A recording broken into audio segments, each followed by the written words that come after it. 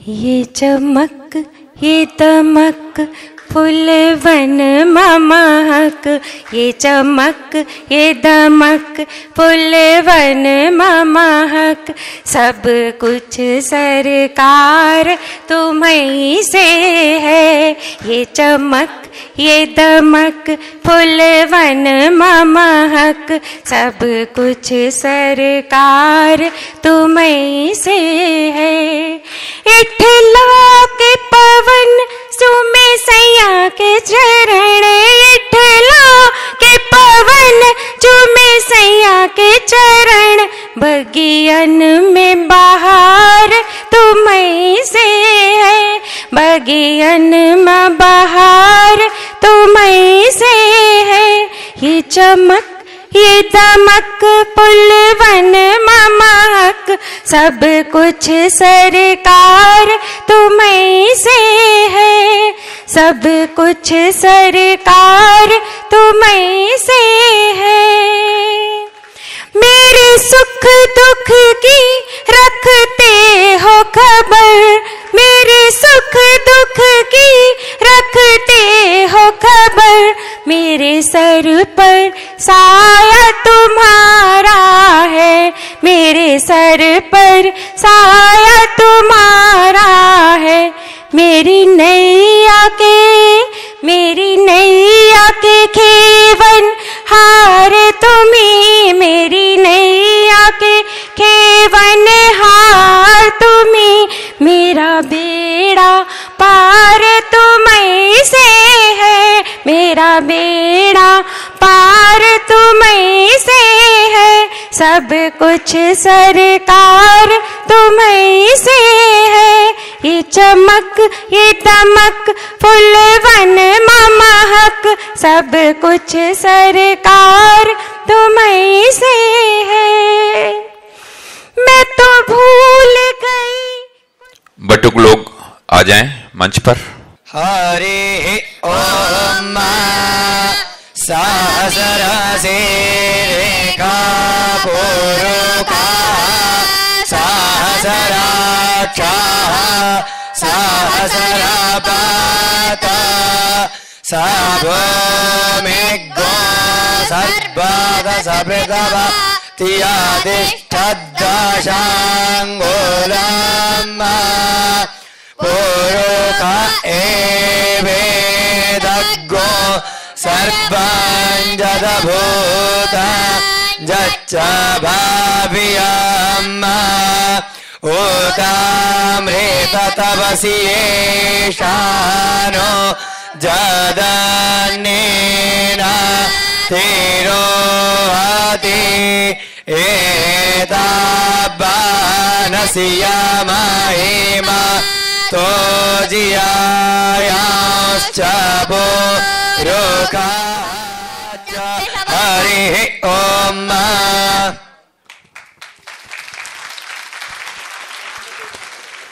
कितना सुंदर पाठ हमारे विद्यार्थियों ने किया।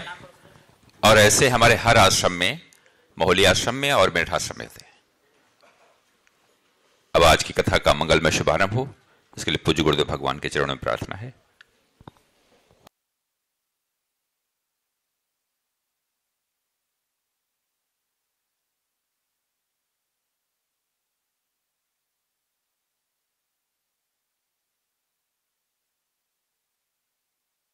इस पंक्ति में देखा होगा, आगे 3-4 बच्चे बैठे थे, बिल्कुल चुप थे।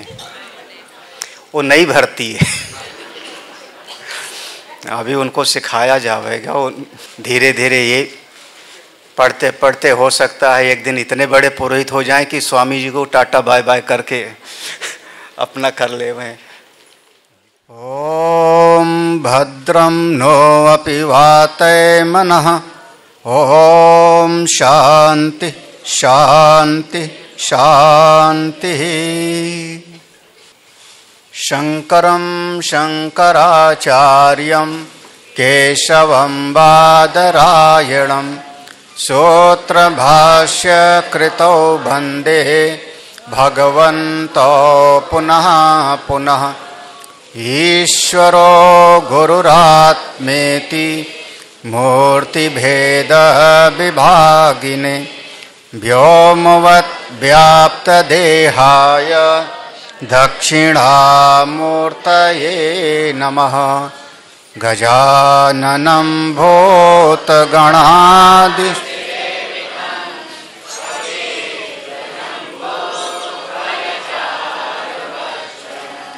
उमासुतं शोकविनाशकारकं नमामि विघ्नेश्वरपादपङ्कजम्। अतुलितबलधामं हेमशैलाभदेहं धनुजवन्कृशानुं ज्ञानिनामग्रगण्यम्। सकलगुणनिधानं वानराणामधीशं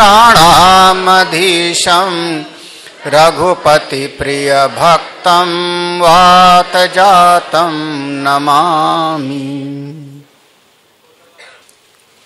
मंचस्थ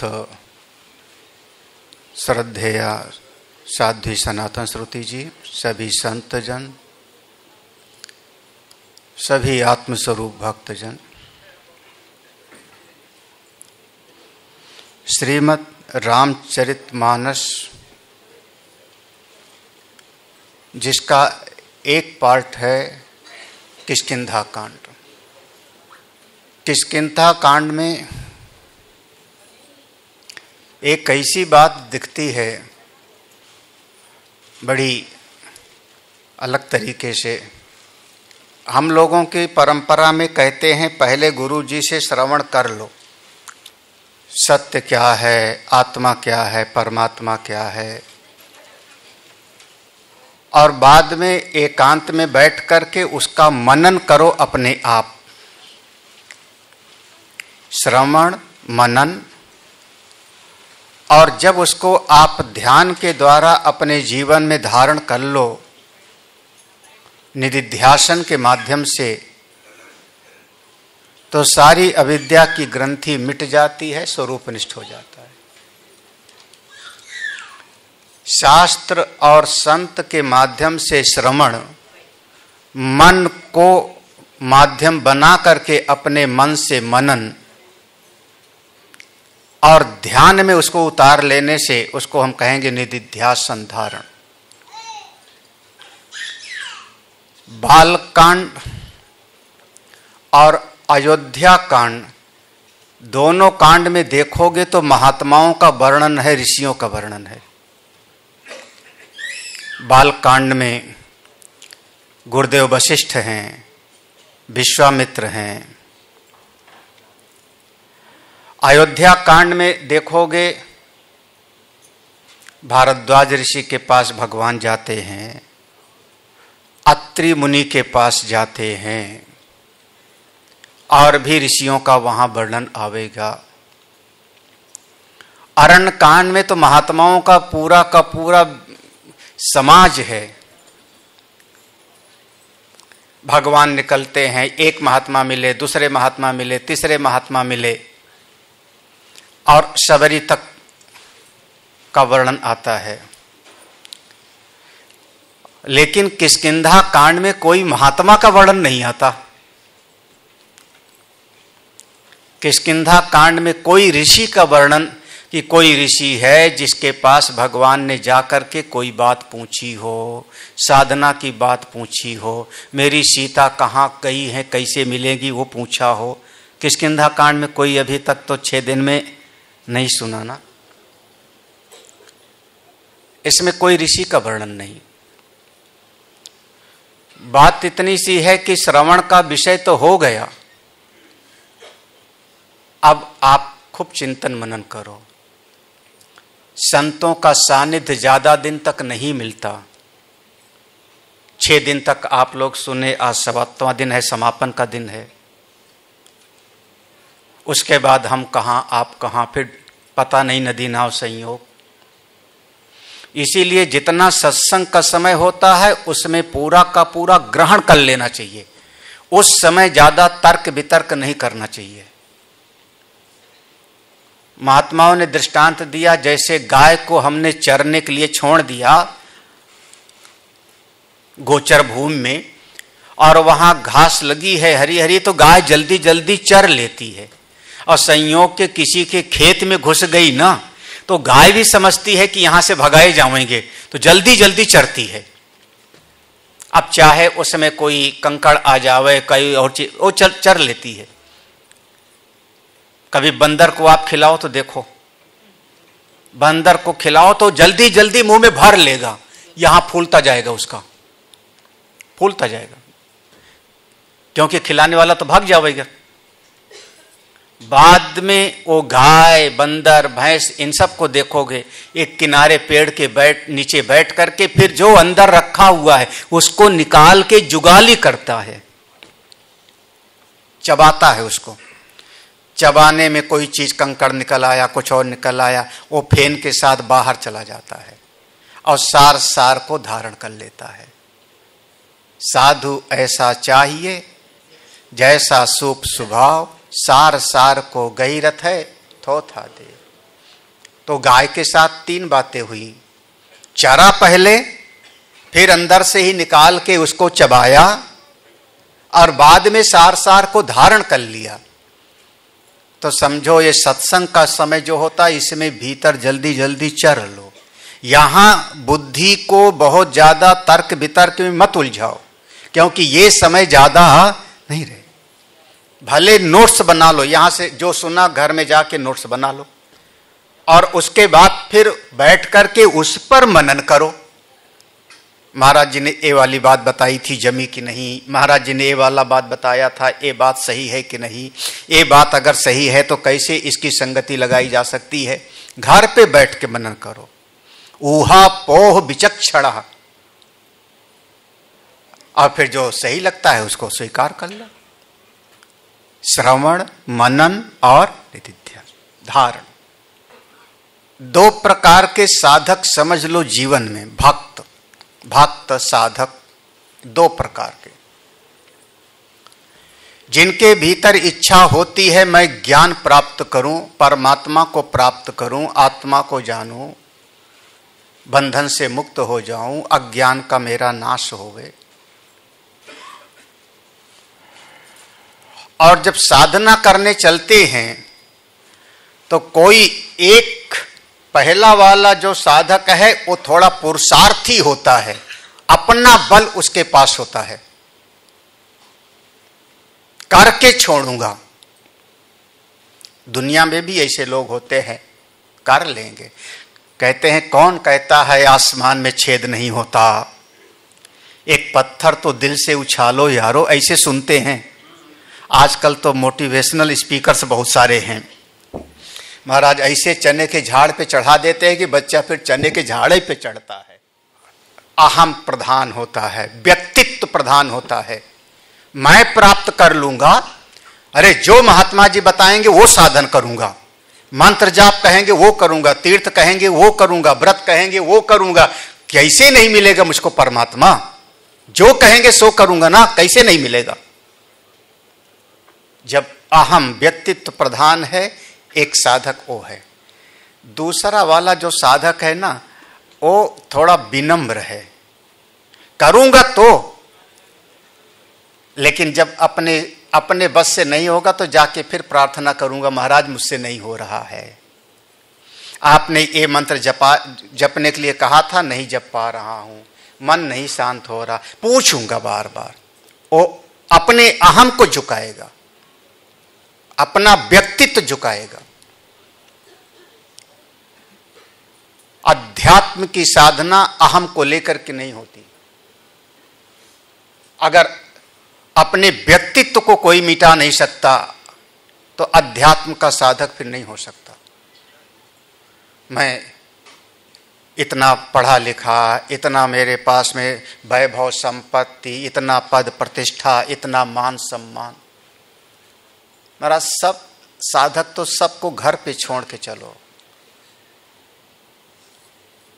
ये 2 प्रकार के साधक समझो, 2 प्रकार के। समस्या ये है कि जो पहला वाला है व्यक्तित्व, उसके सामने जो घटनाएं घटेंगी उसको खुद झेलना पड़ेगा। तकलीफ होगी खुद झेलना पड़ेगा, परिस्थितियां प्रतिकूल होगी खुद झेलना पड़ेगा। जो विनम्र वाला है उस पर भगवान की कृपा होती। कई बार आपके पास में 2 बच्चे हों, कहीं जा रहे हो बाहर, जो बच्चा ताव में चलता है मैं मेला जा रहा हूं, मेला जा रहा हूं, और दूसरा बच्चा बैठ जाता है मुझसे नहीं चला जा रहा मम्मी। माताएं पिता लोग क्या करते हैं, जो चल रहा है उसको कहेंगे चल तू दौड़, वो पहुंच गए वो मेला, तो उसको वहां जलेबी खिलाएंगे, और जो बेचारा बैठ गया उसको पिता गोद में ही। कौन सा वाला बनना है? कितनी बार तुम्हारा छोटे बच्चे पिता के कंधे पे बैठ के मेला देखे होते हैं, है ना, मजा आता। समझे तो नहीं कि कंधे पर बैठ के मेला देखना। फिर मैं कहानी सुनाऊंगा। कौन सी कहानी है वो? अरे एक महात्मा थे रिभु, भूल गया मैं। एक बहुत बड़े महात्मा थे रिभु, उनके पास एक बच्चा गया।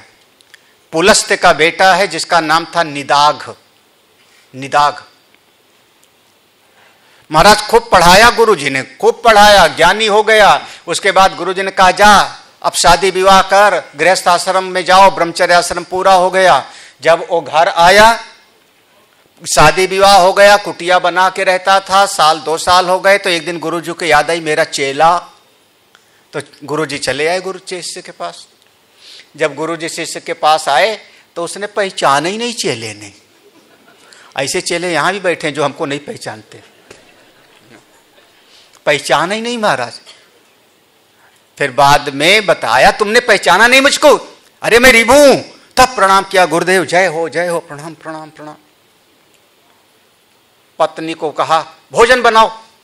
महाराज पत्नी ने भोजन बनाया, और जो शास्त्र में लिखा है वहां लिखा है कि जौ की लपसी बनाई।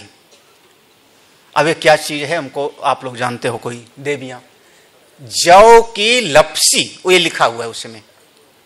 हाँ, लापसी समझे तो नहीं? समझते हो? खिलाया तो नहीं कभी? हाँ? वो जौ की लापसी बनाई। अब वो खाए, उसके बाद फिर पूछा, चेले ने पूछा गुरुजी कैसे बना था? मतलब गुरुजी खा गए, पूरा पेट भर गया, एक शब्द भी नहीं बोले कि बहुत बढ़िया बनाया, कैसे बना था?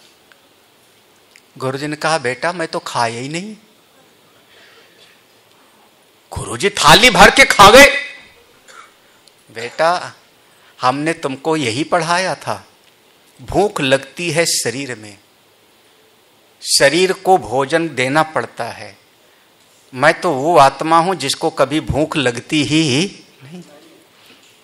आत्मा को भूख नहीं लगती, आत्मा को प्यास नहीं लगती, आत्मा को तृप्ति नहीं है, आत्मा तो मरती नहीं, आत्मा तो पैदा नहीं होती। मैं तो वो आत्मा हूं, तुम भूल गए। तब उसने प्रणाम किया, गुरुजी गलती हो गई, क्षमा क्षमा, त्राहिमाम त्राहिमाम। इसी बात से पहचान। हाँ, ये महाभारत की कथा है। हाँ, उसके बाद फिर भाई एक दिन गुरुजी चले गए, विदाई विदाई हो गई। कुछ दिन के बाद में फिर गुरुजी की याद आई अपने चेले की। महाराज ऐसे हो जाता है कभी कभी, गुरुजी लोगों को बहुत याद आती है अपने चेलों की। चेला लोग भले बुला दो। अब वो पहुंचे, फिर उस दिन संयोग से राजा की शोभा यात्रा निकल रही थी। उस नगर के राजा की शोभा यात्रा निकल रही थी। सब खड़े थे, ढोल बजाड़ा सब बज रहा था। राजा जो है हाथी पे बैठा सवार होकर के यात्रा हो रही, दोनों तरफ से नगर के लोग खड़े हैं। वहीं गुरुजी देखते गए, वो मेरा चेला कहाँ है? तो देख लिया, वहीं पर है। उसी के पास जाके गुरुजी भी खड़े हो गए। तब तक समय बीत गया था, तो गुरुजी के बाल बढ़ गए थे, थोड़ा कपड़े उपड़े बदल गए थे, थोड़ा जैसे कई बार होता है। हमारे भी कई तरह के फोटो देखोगे आप। उसने देखा, अब वहां भीड़ में धक्का मुक्की हो रही है, तो गुरुजी ने धीरे से बोला चेले से, क्या हो रहा है यहां? शिष्य उसने कहा देख नहीं रहे, राजा की शोभा यात्रा निकल रही, तुम भी देखो। बीच में टोका टाकी मत करो।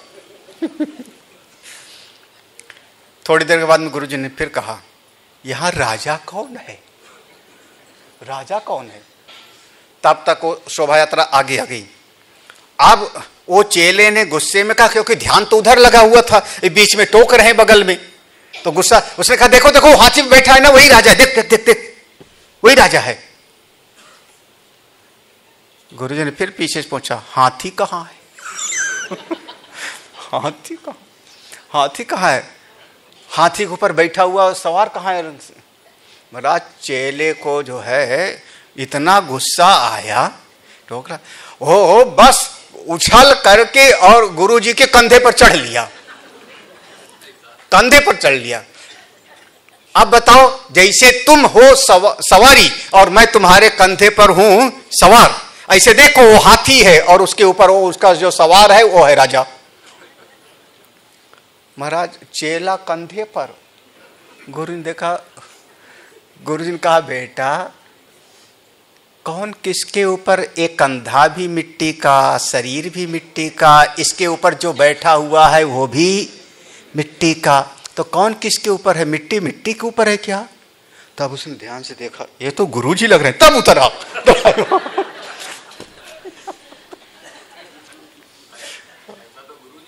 ऐसे तो कभी कभी ऐसा होता है। विनम्र होगा तो बार बार गुरुजी से पूछ करके आगे बढ़ जाएगा। अभिमानी होगा तो अपने आप झेलेगा। अब इस सिद्धांत को दो साधक हैं, एक साधक में अपना व्यक्तित्व प्रधान है, एक साधक में विनम्रता प्रधान है। जो विनम्रता वाला है बार बार पूछेगा, अपने अहम को झुकाएगा, पहुंच जाएगा, और जिसका अपना अहम व्यक्तित्व प्रधान है वो खुद झेलेगा और फिर आगे बढ़ेगा, जिसको आप लोग कहते हो धक्के खा के सीख। दो भाई हैं, एक का नाम है जटायु, एक का नाम है संपाति। दोनों भाई हैं। दोनों ने मन में निश्चय किया हम दोनों मिलकर सूर्य की तरफ उड़ते हैं। देखो लक्ष्य क्या है, साधारण नहीं है, साधारण लक्ष्य नहीं है, हमको सूर्य तक पहुंचाना है जो प्रकाश के देवता हैं, ज्ञान के। हमने एक दिन कहा था हनुमान जी के गुरुजी सूर्य भगवान, हम सब सूर्य भगवान के उपासक हैं। हमारे यहां नियम है कि सवेरे उठ के सूर्य भगवान को प्रणाम करो, एक लोटा जल चढ़ाओ, सूर्य तक चलना है। दोनों ने तय किया, दोनों ने तय किया, दोनों उड़ते हैं। देखो दोनों उड़ते हैं सूर्य की तरफ, यानी ज्ञान चाहिए, प्रकाश चाहिए, जीवन में अविद्या मिटे। जब दोनों उड़ते हैं एक समय पर, जब गर्मी बढ़ती है, तपिश बढ़ती है, पंख जलने जैसे होते हैं, तब जटायु तो वहां से वापस हो गए। देखो अब मेरे बस में है नहीं, आप समझ में आया ना दोनों साधकों में। जटायु वहां से वापस आ जाते हैं, हम कोई दूसरा रास्ता निकाल लेंगे। जटायु वापस आए, उसके बाद फिर घटना ऐसी घटी कि दशरथ जी महाराज देवताओं की सहायता के लिए स्वर्ग में गए थे। वहां उनका रथ टूट गया था। जिस समय वो राजकुमार थे उनका रथ टूट गया था, और जब रथ टूटा था तो गिरने लगे थे आकाश से। जटायु ने उनको अपने पंख पर धारण कर लिया, पीठ पर, और पीठ पर धारण करके ले आए, और फिर उनको लाके अयोध्या के बाहर एक बगीचे में उतार दिया। दशरथ जी ने बहुत उनसे प्रणाम किया, मित्रता बनाई, तुमने मेरी रक्षा किया, मेरी जान बचाई, चलिए हमारे महल में। जटायु ने कहा मैं गीध हूं, किसी के महल पे बैठ जाऊं तो अपशकुन होता है, मैं आपके नगर में नहीं जाऊंगा। और वहां से दशरथ और जटायु की मित्रता बनी। देखो अब वहां से फिर क्रमशः आगे बढ़े और आकर के दंडकारण्य में वो अपना निवास करते थे। वहां दंडकारण्य में बहुत सारे ऋषियों का स्थान था। ये सब अरणकांड में पढ़ लेना। हाँ, भगवान स्वयं जब पंचवटी गए तो पहले जटायु से उनका मुलाकात, जटायु से मुलाकात किया था और जटायु से मिल करके और फिर उसके बाद भगवान पंचवटी में जाके कुटिया बनाए थे। दूसरी तरफ संपाति है, वो बढ़ता चला जाता है, उड़ता चला जाता है और वो व्यक्तित्व प्रधान है ना, मैं कर लूंगा। अंत में वह गर्मी से उसके पंख जल जाते हैं। अब वो भी गिरा, देखो दोनों गिरते हैं, लक्ष्य दोनों का एक था, दोनों ही गिरते हैं, बस एक बीच में से वापस आ जाता है और एक के पंख टूट जाते हैं तब गिरता है। दोनों में आप समानता देखो। जब पंख जल गया और गिर पड़ता है, एक महात्मा मिले जिनके पास एक शीतलता है, अमृत जैसा, नाम है चंद्रमा मुनि। चंद्रमा जैसे शीतल, हाँ ऐसे संत मिले, उन्होंने आशीर्वाद दिया, उन्होंने उसकी सुरक्षा कर लिया। संपाति, जो दैवी संपत्ति को संग्रहित करे उसी का नाम है संपाति। दैवी संपत्ति 20 दैवी संपत्ति है। अमानित्वम, अदम्भित्वम, अहिंसा, क्षांति, आर्जवम, आचार्योपासनम, शौचम। 20 जो दैवी संपत्ति को भीतर रखे उसी को हम कहते हैं संपाति।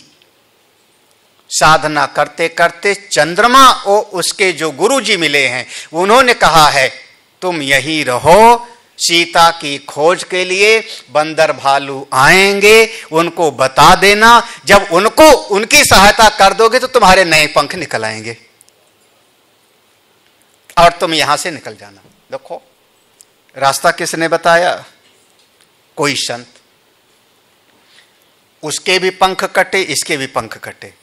उसके पंख काटा रावण ने और इसके पंख गर्मी से जल करके। देखो लक्ष्य दोनों का एक था, दोनों परिश्रम से उड़ते हैं, पंख दोनों के कटते हैं। इधर भगवान ने जटायु को गोद में लेकर के उद्धार किया था, अपने बालों से उसके घाव को साफ किया था। धन्य जटायु सम को नाही। संपाति को चंद्रमा मुनि ने, और वहीं पर वो निवास कर रहा है। आप कौन सी श्रेणी वाला भक्त बनना चाहोगे, संपाति जैसा कि जटायु जैसा? हाँ, जटायु जैसा। कौन कौन जटायु जैसा बनना चाहेगा? ध्यान रखना, जटायु जैसा संपत्ति, जटायु जैसा बनने के लिए पूरा जीवन भगवान के काम के लिए छोड़ दो, अपने मरने की भी परवाह न करो। अब एक महात्मा जी ऐसे प्रवचन कर रहे थे, उन्होंने कहा जितने भगत लोग हो बताओ कौन कौन भगवान को चाहे? तो महाराज सबने हाथ उठाया, कौन नहीं चाहता? वो महात्मा का शायद मैं भूल गया कुछ कहना, समझाना भूल गया। अरे ये समझो कि भगवान मिलेंगे तो क्या क्या छूट जाएगा तुम्हारा। तो उन्होंने कहा जब भगवान, जैसे प्रकाश आएगा तो अंधकार चला जाएगा, अंधकार चला जाएगा तो कीड़ा मकोड़ा भाग जाएगा वहां से, ऐसे जब भगवान मिलेंगे तो पहले तुम्हारा घर छूट जाएगा। जैसे सबरी का छूटा, मीरा का छूटा, भगवान मिलेंगे तो तुम्हारा धन छूट जाएगा, सब फकीर हो जाओगे। भगवान मिलेंगे तो बीवी बच्चे पत्नी पति सब छूट जाएंगे। भगवान मिलेंगे तो शायद तुम्हारा अपने शरीर से भी मोह ना रहे। अब बताओ किसको भगवान चाहिए?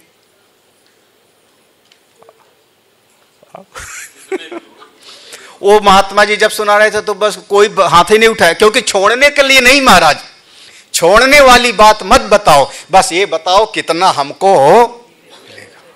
हाँ, जितना घर है उतना बड़ा और बड़ा बन जावे, जितना धन है कुछ और 10-50 लाख मिल जावे, जितना मान सम्मान है थोड़ा और बढ़ जाए, छोड़ना नहीं बल्कि और उसी में भगवान भी मिल जाओ, थोड़ा मुश्किल है।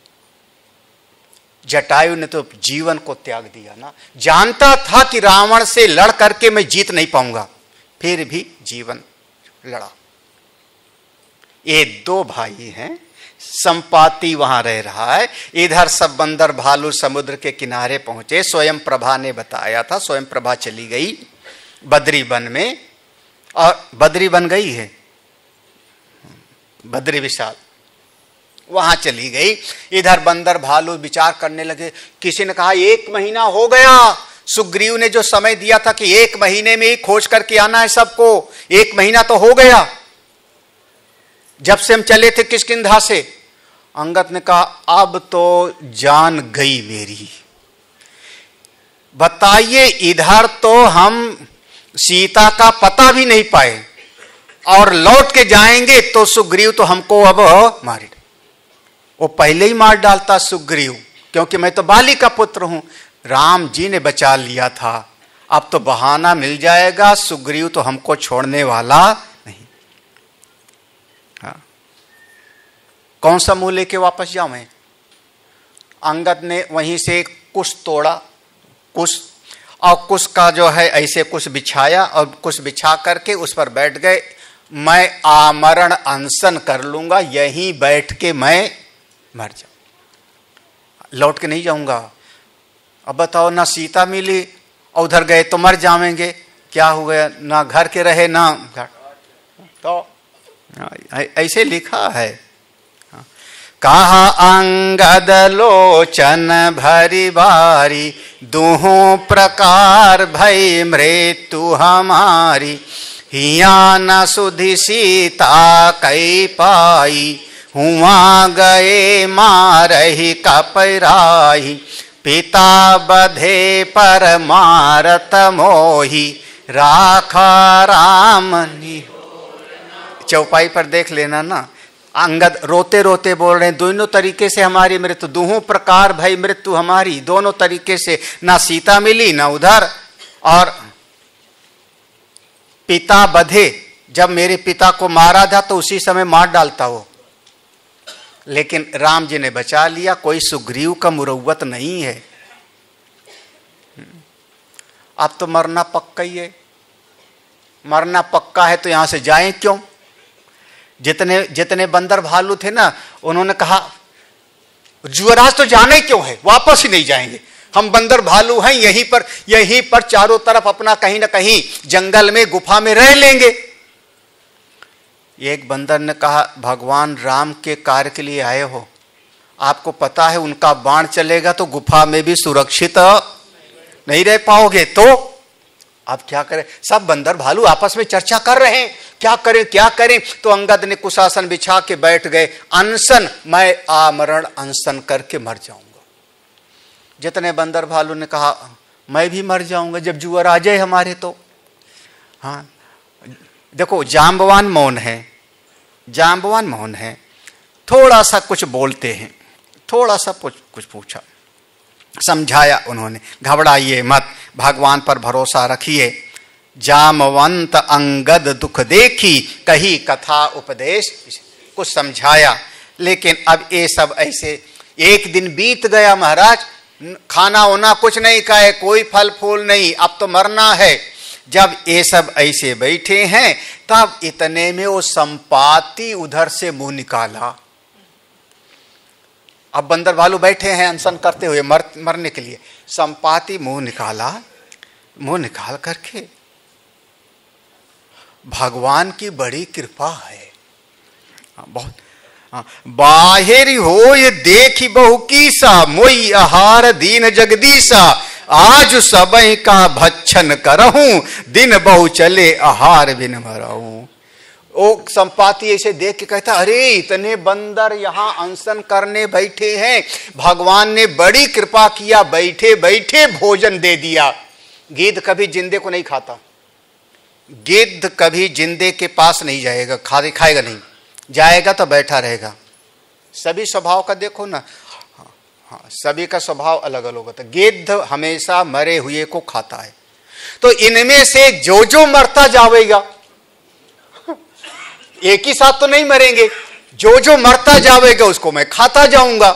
हमारा बहुत दिन का काम चल जाए। बड़े दिन से मैं भूखा था, महाराज ये जितने बैठे थे निनांसन करते हुए मर जाऊंगा, ये सब खड़े हो गए। अरे अरे सच में मर जाएंगे क्या, सच में मर जाएंगे क्या?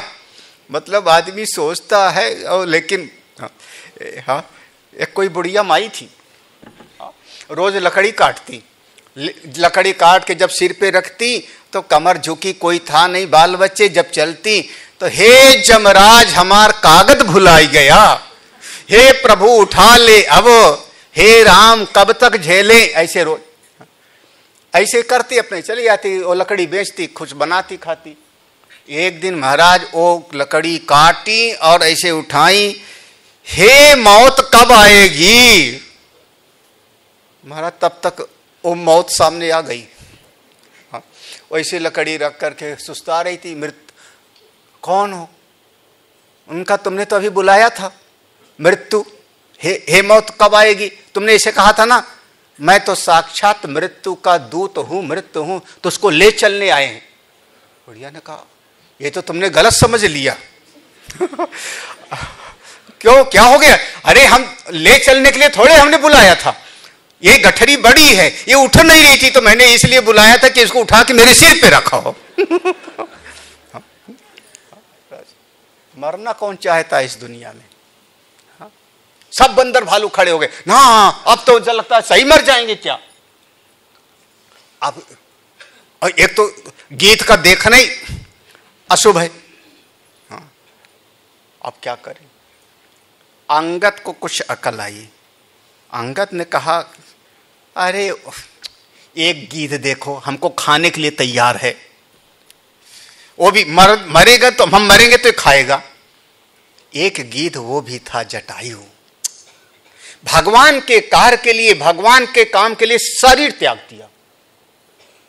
ये महाराज संपाति ने सुना, संपाति 2 कदम आगे बढ़ा, ये और डरे बेचारे।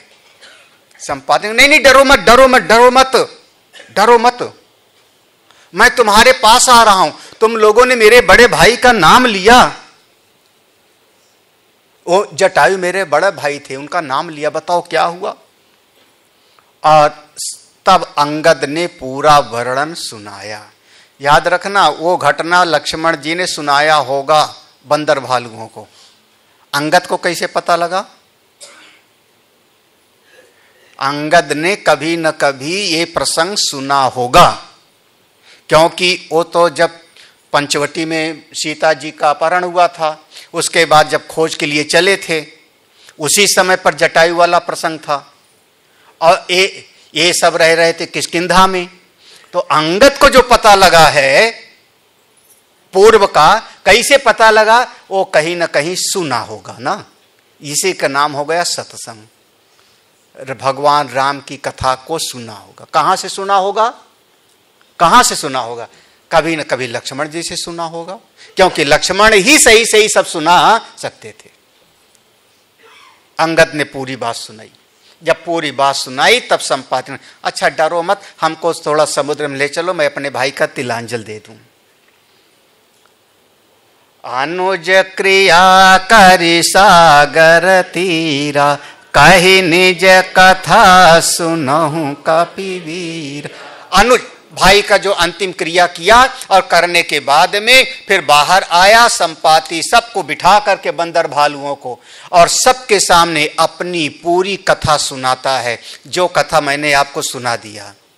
हम दोनों भाई थे, सूर्य की तरफ चले, जब जलने लगे तो जटायु वापस आ गया, लेकिन मैं वापस नहीं आया था, मेरे पंख जल गए थे। चंद्रमा नाम के मुनि ने हम पर कृपा किया था, उनका वचन सत्य हो गया। देखो ए बंदर भालू, घबराओ मत, हमारी गीधई दृष्टि अपार, गीध की दृष्टि बहुत दूर तक जाती है, मुझको दिखाई पड़ रहा है। यहां से समुद्र के उस पार जहां त्रिकूट पर्वत है वहां लंका है, लंका में अशोक वाटिका है, अशोक वाटिका में एक वृक्ष के नीचे सीता बैठी शोक कर रही हैं। ताहा अशोक उपवन जहां रही, सीता बैठी सोच रत। अशोक वाटिका, उसमें अशोक का वृक्ष, उसके नीचे बैठने वाला कर रहा है। अशोक माने जहां पर शोक माने शोक, आ लगा दो आगे माने जहां शोक ना होवे।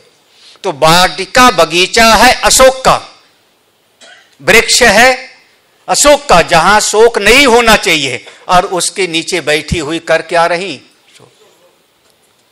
यही तुम्हारी हालत है। भगवान की छाया में हो कि नहीं?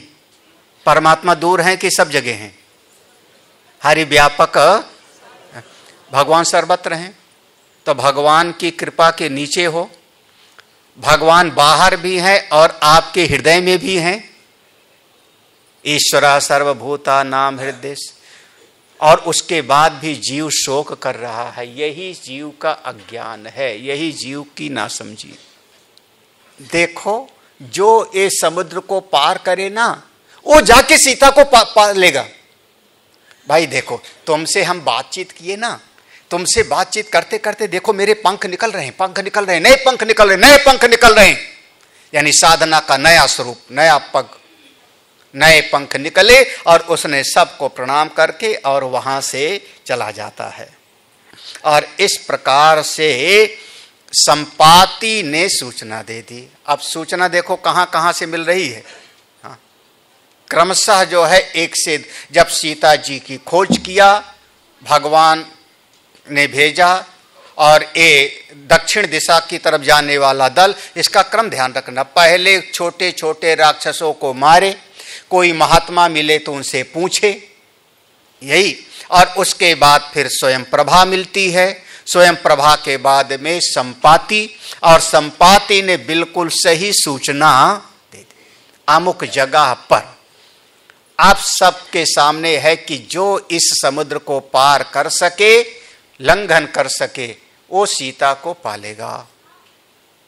जांबवान ने कहा, सब अपना अपना बताओ, कितनी लंबी छलांग लगाते हो, कितनी लंबी छलांग लगाते हो? तो निज निज बल सब काहू। एक बंदर खड़ा हुआ, उसने कहा, मैं एक छलांग में 10 योजन छलांग लगाता हूं। जांबवान ने कहा, बैठ जा बैठ जा, 10 योजन से काम नहीं चलेगा। दूसरा खड़ा हुआ होगा, उसने कहा, मैं 20 योजन की छलांग लगाता हूं। बोले ठीक है, बहुत बढ़िया, बैठ बैठ बैठ। तीसरा खड़ा होगा, 30, 40, 50, 60, 70, 80, 90। जांबवान जी चूंकि सबसे पूछ रहे थे, उनका क्या बताऊं, मैं हो गया बुढ़ा।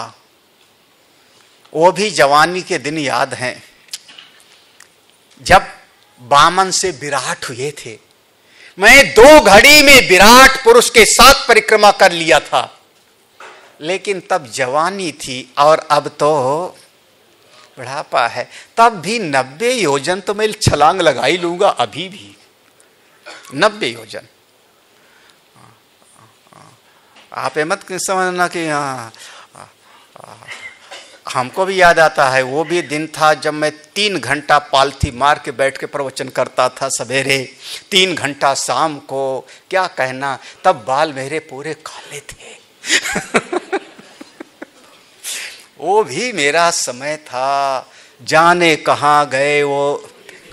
हाँ, आपको यही अच्छा लगता होगा। और ये मत समझ लेना कि अब मैं बुढ़ा हो गया हूं, अभी भी मैं 3 घंटा सुना सकता हूं, बैठा रहो तो। हाँ, और थोड़ा कुर्सी पे बैठ के सुना लूंगा, और क्या। 90 योजन की छलांग तो मैं भी लगा सकता। अब यहां तक तो पहुंच गए, तो जो भाई मुखिया है, सबका नेता बने हो, तो नेता को तो थोड़ा ज्यादा बढ़ना पड़ेगा ना, नेता को तो ज्यादा।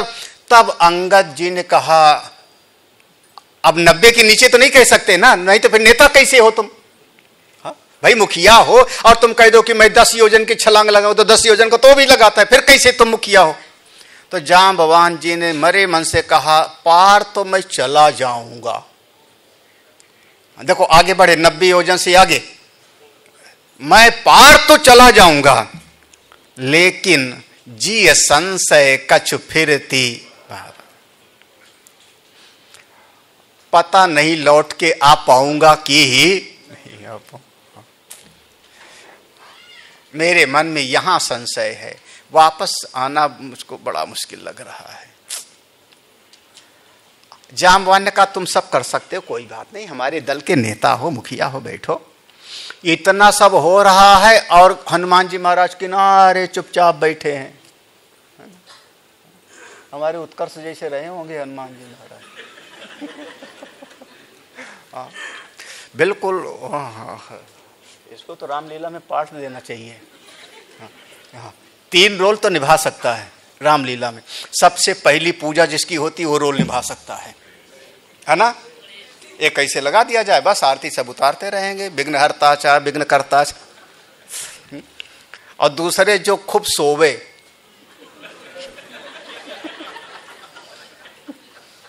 है ना। सीमा को खराब तो नहीं लग रहा? हाँ। अरे बहुत अच्छा लड़का है वो। और तीसरे हमारे हनुमान जी का रोल हो महाराज। चुपचाप बैठे थे। जाम्बवान ने कहा, हनुमान तुमने कुछ बोला नहीं। देखो, जो सब कर सकता है वो बोलता नहीं। हमने कल शायद कहा था ना, 3 तरह के पेड़ होते हैं। एक वो जिसमें ना फूल आवे ना फल, है ना, ये वाला तो आप बनना मत। दूसरे वो जिसमें फूल भी आता है, फल भी आता है, आदमी कहता भी है और याद है ना। और तीसरे वो जो बोलते भी नहीं और सब कुछ कर सकते हैं, सब कुछ कर देते, बड़े बड़े काम कर देते हैं। ये 3 प्रकार के आदमी। हनुमान जी महाराज कुछ नहीं कहते और सब कुछ करते, बिना उनके कुछ होता नहीं। चुपचाप बैठे हैं। जाम्बवान का, ए हनुमान, काहे रीछ पति सुनु हनुमान, का चुप साधि रह्यो बलवान, पवन तनय बल पवन समान, बुद्धि विवेक विज्ञान निधान, कवन सो काज कठिन जग माही, जो नहीं होत ता राम काज लगी तव अवतारा, सुनत ही भयो। बस इतना ही समझना, इतना ही समझना। हाँ।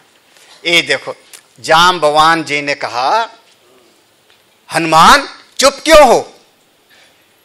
अरे तुम तो बहुत बलवान हो, तुम्हारे शरीर के बल की कोई सीमा नहीं। महाराज हनुमान जी चुपचाप ऐसे बैठे रहे। बलवान कह रहे होंगे तो बोलिए, किसकी प्रशंसा कर रहे हो? ठीक है, कुछ नहीं। अरे पवन के पुत्र हो, पवन तनय, और बल भी पवन देवता के जैसे है, कुछ नहीं। अपनी प्रशंसा से कोई, वैसे आप लोगों की जरा सी प्रशंसा कर दे तो बड़े खुश हो जाते हो, है ना। प्रशंसा कर देना तो आप कहोगे, बस महाराज देखो यही तो पहचाने हमको। और जरा से बुराई कर दे तो खोता कौन है बुराई करने वाला मेरा? मीठा मीठा गप। तो हनुमान जी चुप। अरे बुद्धिमान भी हो, बुद्धि विवेक, आप बुद्धिमान हो, कुछ नहीं। विवेकी हो, कुछ नहीं। आप ज्ञान के भंडार हो, कुछ फर्क नहीं पड़ता। हाँ? संत लोग ये समझते ही नहीं। हाँ, एक मंच था, उस पर बड़े बड़े महापुरुष लोग विराजमान थे। पुरानी घटना है। हाँ, जहाँ पर पूज्यपाद धर्म सम्राट करपात्री जी महाराज और डिवाइन लाइफ सोसाइटी के स्वामी चिदानंद जी महाराज, एक से एक महापुरुष विराजमान थे। तो स्वामी चिदानंद महाराज को सब ने कहा, ए महाराज बड़े महान हैं, बड़े तपस्वी हैं, बड़े संत हैं, अमुक अमुक सब। तो वो कुछ बोले नहीं। जब उनका समय हुआ, उनको माइक दिया गया, तो उन्होंने माइक पर कहा, प्रणाम किया, मंगलाचरण, उन्होंने कहा ये जितने महात्मा लोग कह रहे हैं ना हमारे बारे में सब सही कह रहे हैं। ऐसे बोला उन्होंने, ये जितने संत लोग बोल रहे हैं सब सही कह रहे हैं। लेकिन असल बात ये है ना कि जैसे आपके कमरे में कौन सी चीज कहाँ रखी है ये तुमको पता होता है ना। कहाँ पर पेन रखा होगा, कहाँ पर डायरी रखी होगी, कहाँ पर आप ये माताएं का पता होगा किस डब्बे में चीनी होगा, कहाँ पर चाय होगी। तो ये हमारा जो जीवन है ना, इसमें जो गुण है सब इन्हीं महात्माओं के रखे हुए हैं, मेरा है ही नहीं कुछ। तो ये महात्माओं को पता है कि मेरे भीतर क्या क्या है।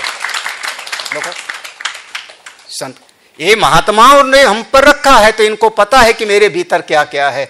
मैं तो कुछ जानता ही नहीं हूं, मैं तो खाली कमरा जैसे हूं। हमारा संतों की दृष्टि बहुत व्यापक होती। हनुमान जी को देखो, पवन के पुत्र हो, बलवान हो, बुद्धिमान हो, विवेकी हो, ज्ञान के भंडार हो, खजाने हो, कुछ नहीं। इतना कहने के बाद भी हनुमान जी कुछ नहीं। तब जांबवान ने आखिरी ब्रह्मास्त्र चलाया, राम काज लगी तव अवतारा। बस, अरे हनुमान तुम खड़े नहीं होते, राम काज लगी, तुम तो भगवान के कार्य के लिए आए हुए हो। बस जैसे ये कहा, बस हनुमान जी खड़े हो गए। प्रेरणा कहां से मिली? प्रेरक शब्द कौन सा हुआ? हेतु, राम काज, भगवान का कार्य करने के लिए। बाकी जो आपने प्रशंसा किया था, पवन तनय बल पवन समाना, बुद्धि विवेक विज्ञान, वो सब अलग बात। राम का कार्य करना है, तैयार। राम काज लगी तव अवतार। आप लोग किसके काम के लिए आए हो दुनिया में? दुनिया में किस काम के लिए आए हो? नौकरी करने, दुकान चलाने, खेत हल चलाने? काहे के लिए आए हो? दुनिया में किस लिए आए थे? हाँ, कोई नहीं बोलोगे? हाँ, क्या? सत्संग के लिए आए थे?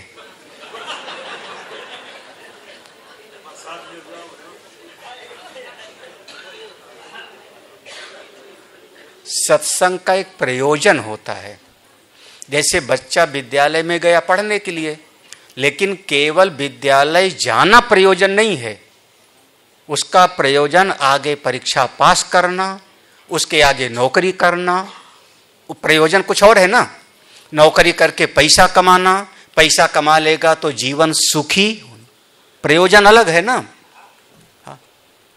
केवल विद्यालय में जाना प्रयोजन नहीं है, उसके आगे उसका नहीं तो हर साल उसी क्लास में चलता जाए तो ये जितने सत्संगी हैं वो हर साल वही बैठे रहते हैं महाराज। जैसे बच्चा हर साल फेल होके वही सुनता रहे, जय हो, हाँ, जय हो राम जी। हाँ, फेल मत होना। इसके बाद रामायण सुना, फिर गीता सुनो, फिर उपनिषद सुनो, आगे आगे क्लास में बढ़ो ना। तो हमेशा वही सुनते बैठे रहे हैं। भगवान ने माखन चुराई, चुराई तो चुराई। हाँ, तो आगे बढ़ो, बिल्कुल आगे बढ़ो। चरई वही, रुकना नहीं है। जितना समझ लियो हो बहुत अच्छा, अभी आगे और समझना है। राम काज लगी। हम भी भगवान का काम करने के लिए आए हैं। भगवान का काम माने परमात्मा की भक्ति, परमात्मा की सेवा और अंत में परमात्मा की उपप्राप्ति। हम सेवा करेंगे, उससे अंतःकरण शुद्ध होगा। उनका सुमिरन करेंगे, मन एकाग्र होगा, और जब उनकी अनुभूति हो जाएगी तो समस्त विद्या मिटेगी। आप भी भगवान के काम के लिए आए हो। दुनिया का काम तो मेरे बगैर भी चलता रहता है। और बहुत बार देखो ना, तो जब हम नहीं रहते तो काम बढ़िया होता है। अब अनुभव करके देखो। हाँ, हमारे जो अनुराग हैं, आलोक जी हैं महाराज, इनको 24/7 काम करते हैं, छुट्टियां ही नहीं मिलती इनको। अच्छा 7 दिन में काम रुका कुछ? आलोक, कुछ नुकसान हुआ बिजनेस का? काम सब होता रहा? कैसे होता रहा? हाँ, तो जैसे 7 दिन तो होता रहा, जैसे 70 दिन होता रहेगा। बहुत बार, मैं सही कह रहा हूँ, कई बार ऑफिस में जो स्टाफ के लोग होते हैं वो सोचते हैं सर आज नहीं आए तो आज बढ़िया काम करके दिखाओ, और जिस दिन आप जाके बैठ जाओगे वो सब मन से हल्के हो जाएंगे, वो जानेंगे आज तो जिम्मेदारी खत्म ना। ऐसा होता होगा कभी कभी, तुम्हारे स्टाफ के लोग भी बैठे हैं। हाँ हाँ, काफ़ी लोग हैं ना, कई बार देखो। हाँ, लेकिन जो है बस आदमी, आप सब लोग भी ऐसे घर, आप लोग समझते हो सारा घर मैं संभाले हुए हूँ, मेरे बगैर घर चलेगा नहीं। 45 साल का बेटा और आदमी कहता है बुद्धू है, अभी घर कैसे चलावेगा मेरे बगैर? हाँ? सब हम ही बाधा हैं। हाँ, हम ही बाधा हैं। ये हमारे कई बार हमारे विद्यार्थी लोग, हमारे आश्रमों में विद्यार्थी लोग चाहते हैं बस गुरुजी आवे, जब गुरुजी आएंगे तो मिठाई उठाई खुबा जाती है और 2 दिन में चले जावें। है ना राम हुआ ना? ज्यादा दिन क्यों आचार्य जी, ज्यादा दिन रुक जावें तो फिर मतलब तलवार लटकी हुई है। हाँ, हाँ, तो सबसे बड़ी तलवार बेचारे अमृत के ऊपर लटकी हुई है, क्योंकि जरा सा कोई विद्यार्थी को डांट देगा, विद्यार्थी कहेगा जा रहा हूं गुरुजी के पास। आप बताओ क्या करे फिर? तो गुरुजी आवे, और भी आश्रम गुरुजी आवे, हमारा मोहली आश्रम में गुरुजी आवे, पैसा वैसा देवे और चले।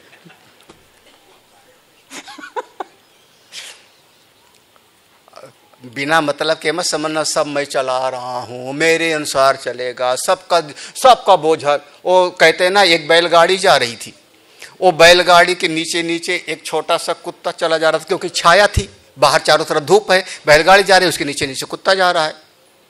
किसी ने कहा ये बाहर निकल, उसका पहिया आ जाएगा, मर जाएगा। उसने कहा बाहर निकलूंगा तो बैलगाड़ी कौन चलावेगा? मैं ही चलाए हुए हूं ना। हम सब भगवान के काम के लिए आए हैं। ये पंक्ति मुझको बहुत प्रिय है, इस पर मैं 1 घंटा बोलता हूं। हाँ, राम काज लगी तव अवतारा, राम काज लगी, किसके लिए पैदा हुआ हूं? ठीक है, चलेगा? किसके लिए पैदा हुए हो? तो भगवान के काम में फिर आलसी क्यों? राम नाम में आलसी? हाँ, ये नहीं होना फिर। सुनते भयो पर्वता विशाल। अब हनुमान जी ने कहा, ये हनुमान जी का विराट स्वरूप है। कनक वरन तन तेज विराजा, मानहु अपर गिरिन कर राजा, सिंहनाद करि बारहि बारा, लीलहि नाघौ जल निधि। लीला में मैं समुद्र को पार कर सकता हूं। लीला में, जैसे गाय का खुर बन गया है कीचड़ में, बरसात में गाय गई थी, गाय का खुर है, छेद बन गया गाय का खुर, तो कोई बच्चा उसको ऐसे खेल खेल में ऐसे उछल के उस पार चला जाता है, ऐसे मैं इस समुद्र को पार कर सकता हूं। आश्चर्य है सब, बंदर भालू देख रहे हैं। ये हनुमान जी तो बहुत छोटे दिखते थे, इतने विशाल। जांबवान अब हमको बताइए मुझको क्या करना है? जांबवान हमको बताइए, अब हमको नहीं समझ में आ रहा है। मैं यहां से जाता हूं, रावण का सब निपटा देता हूं। देखो ऐसे, सहित सहाय रावण ही मारी, आनहु हिया त्रिकूट पारी। सहित सहाय, रावण की जितनी सेना है, मंत्री उंत्री सबको निपटा देता हूं एक झटके में, और त्रिकूट पर्वत को उखाड़ के मैं ले। अच्छा, ला सकते थे कि नहीं हनुमान जी? जब पहाड़ उठा के ले आए थे संजीवनी के बजाय, तो ये भी कर सकते थे। त्रिकूट तो उससे छोटा ही था।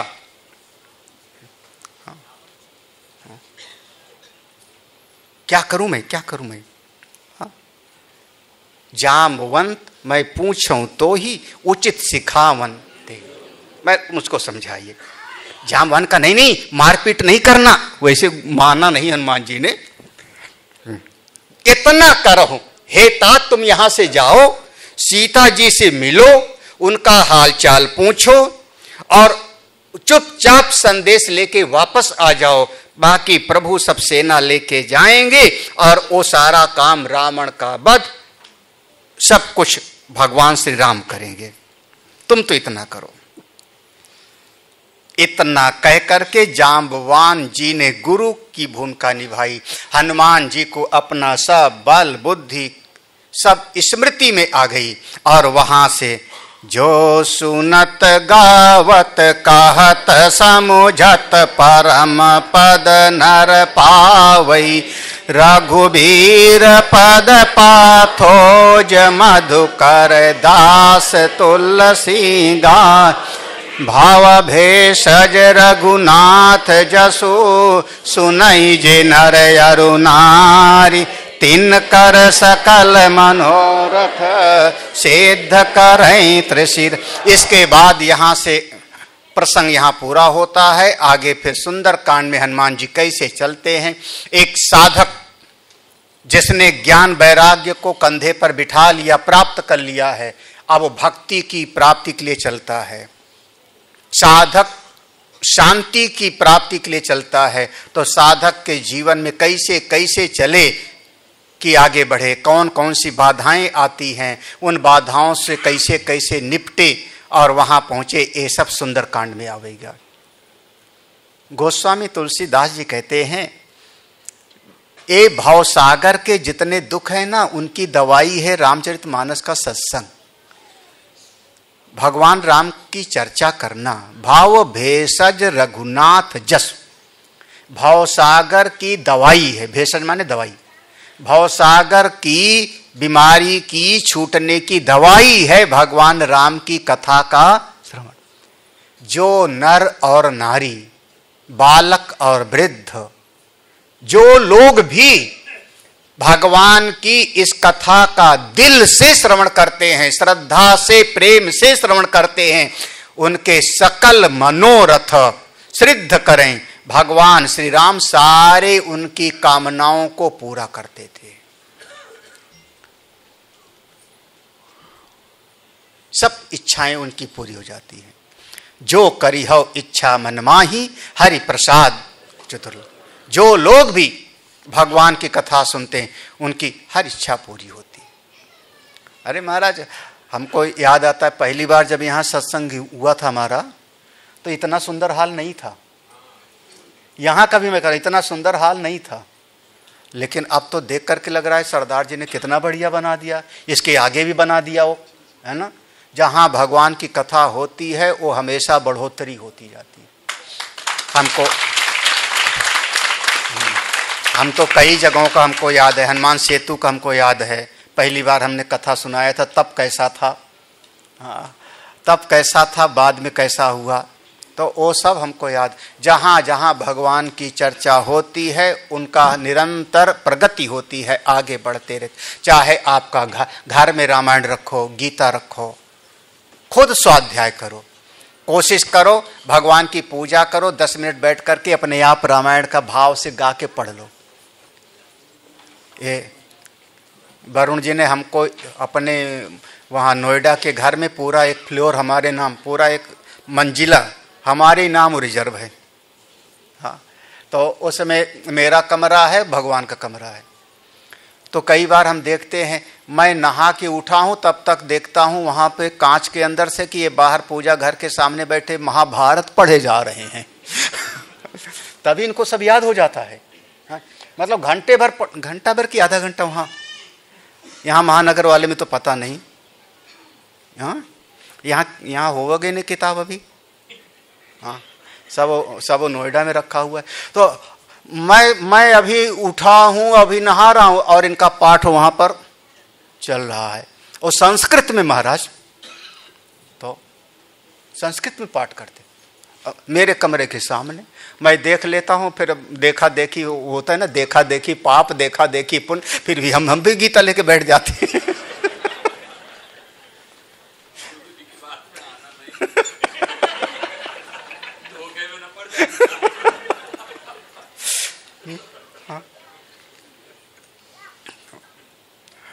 घर में श्रीमद् भगवद गीता, रामचरितमानस और भागवत ये जरूर रखो।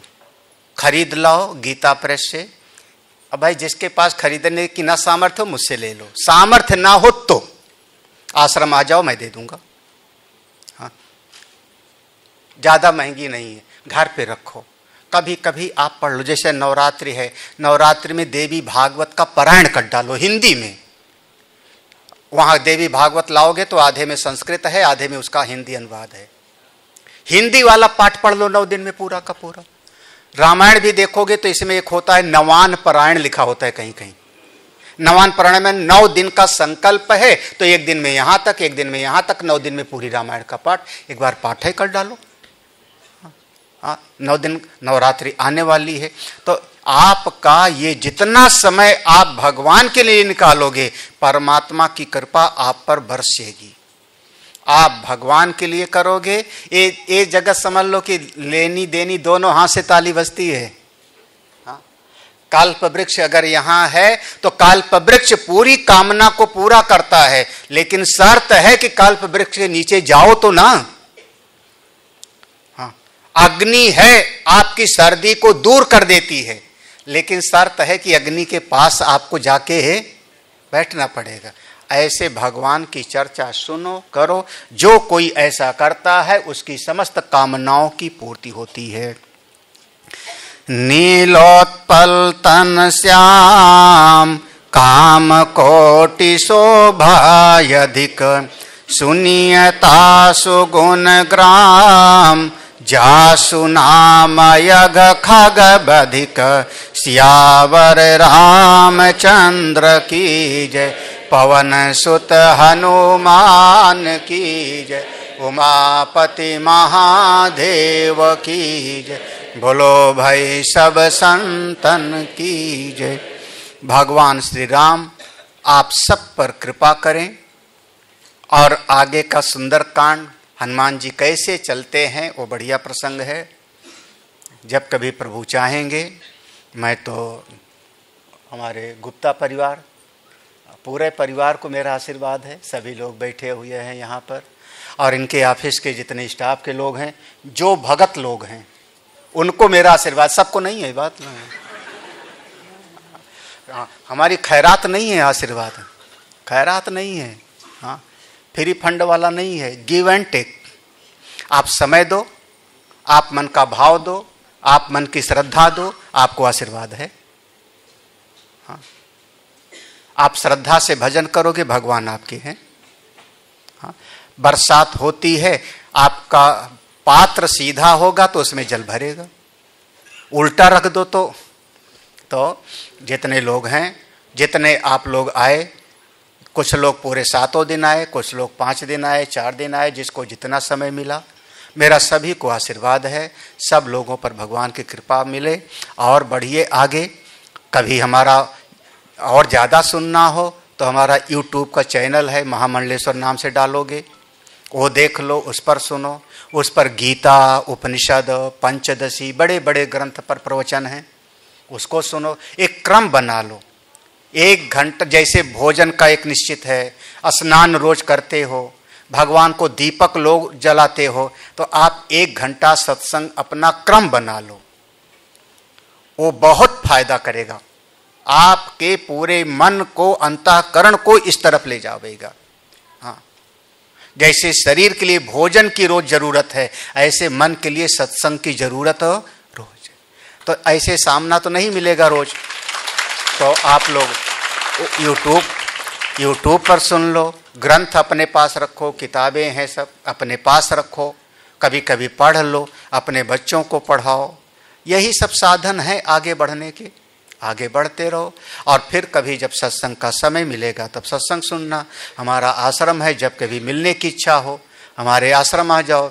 आजकल तो हम लोग व्हाट्सएप पर, फेसबुक पर भी हमारा उपलब्ध है। फेसबुक पर मेरा है, व्हाट्सएप पर मैं जवाब भी देता। किसी को कुछ पूछना हो, कोई संशय हो तो हमसे पूछ भी सकता है। अब इससे ज़्यादा और क्या होगा। हाँ हाँ, तो सब कुछ उपलब्ध है। मेरा सभी को आशीर्वाद है। बोले सच्चिदानंद भगवान की जय। वृंदावन बिहारी लाल की जय। ओम पूर्णमदः पूर्णमिदं पूर्णात् पूर्णमुदच्यते पूर्ण।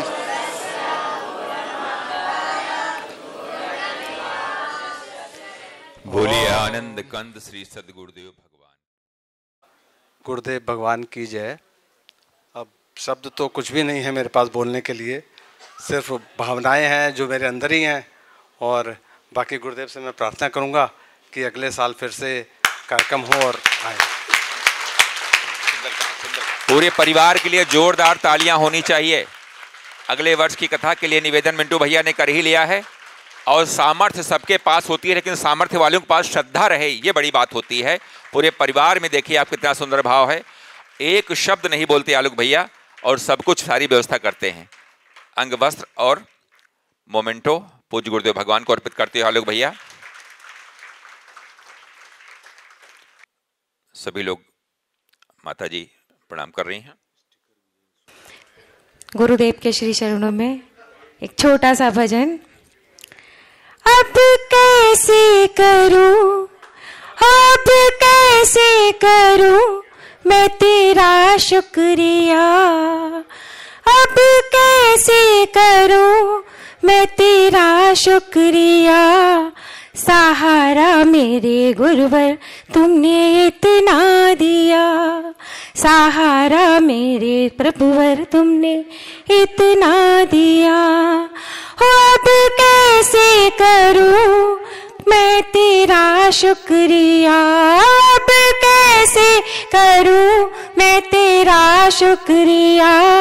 सहारा मुझे गुरुवर तुमने इतना दिया, सहारा मेरे गुरुवर तुमने इतना दिया। बिन तुम्हारी ना हालत संभलती मेरी, बिन तुम्हारे ना हालत संभलती मेरी। सोई किस्मत कभी ना बदलती मेरी, सोई किस्मत कभी ना बदलती मेरी।